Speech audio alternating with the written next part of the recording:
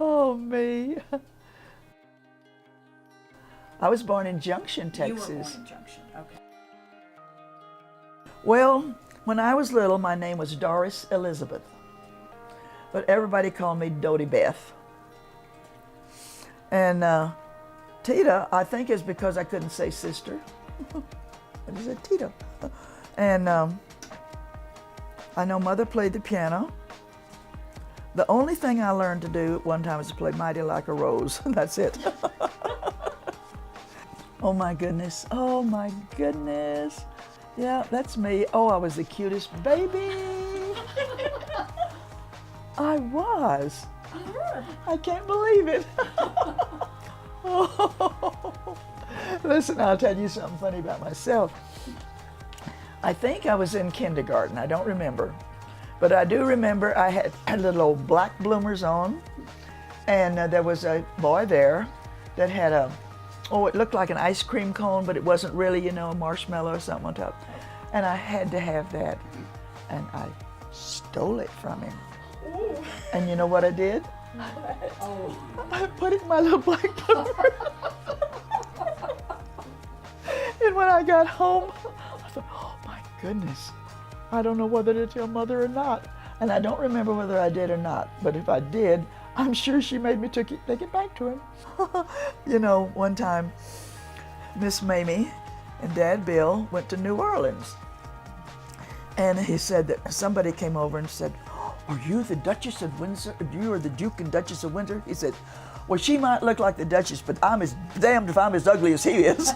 I never will forget that. Well, actually, she wore her hair kind of the same way and everything.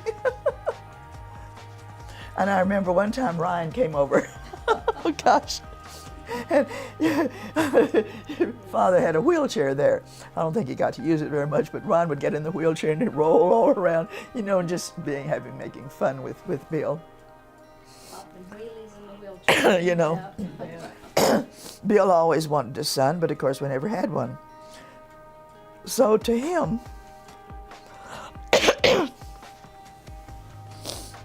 Ryan was his son. They were very close.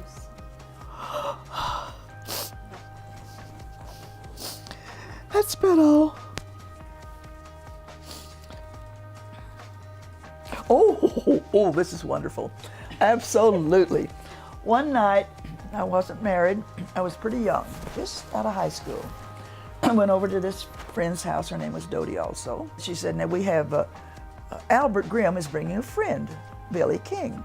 Well, everybody assumed Billy King was a pretty little girl.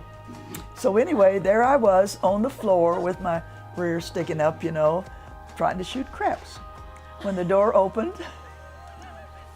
well, you want to know the truth? I do. So when the door opened, here came Billy with the cutest, the best looking, most adorable young man I've ever seen in my life. That was your father.